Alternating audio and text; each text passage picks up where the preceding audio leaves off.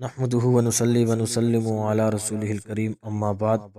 سلطان عبدالحمید اوہدم کے دور خلافت میں فرانس نے جب آپ صلی اللہ علیہ وآلہ وسلم کی شان اقدس میں گستاخی کی، حکومتی سطح پر ایک ڈرامہ بنایا جو گستاخی رسول پر مشتمل تھا۔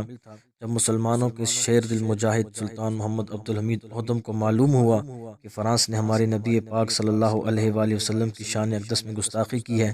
تو وہ اسی وقت سلطان فرانس کے سفیر کو طلب کرتا ہے اور کہتا ہے کہ تمہاری حکومت نے ہمارے نبی پاک صلی اللہ علیہ وآلہ وسلم کی شان اقدس میں گستاخی کی ہے، لہٰذا تم یہاں سے اپنے ناپاک قدم لے کر نکل جاؤ اور اپنی حکومت سے کہنا اگر تم نے یہ ڈرامہ بند نہ کیا جو گستاخی پر مشتمل ہے تو تمہارے سفارت خانے غیر محفوظ ہوں گے۔ فرانس کا سفیر جب اپنی حکومت کے پاس سلطان کا پیغام لے کر پہنچتا ہے تو فرانس کی حکومت متکبرانہ انداز میں سلطان کو جواب دیتے ہوئے کہتی ہے کہ ہم یہ ڈرامہ چلائیں گے، جو تم نے کرنا ہے کر لو۔ سلطان عبدالحمید اوہدم اسی وقت اٹھتے ہیں اور جہاد کا لباس زیب تن کر کے شمشیر کو نیام سے نکال کر جب اپنی قوم سے خطاب کرتے ہوئے سلطان کہتے ہیں میری قوم، فرانس نے ہمارے نبی پاک صلی اللہ علیہ وآلہ وسلم کی شان میں گستاخی کی ہے، لہٰذا میں تمہیں فرانس کے خلاف جہاد کا حکم دیتا ہوں۔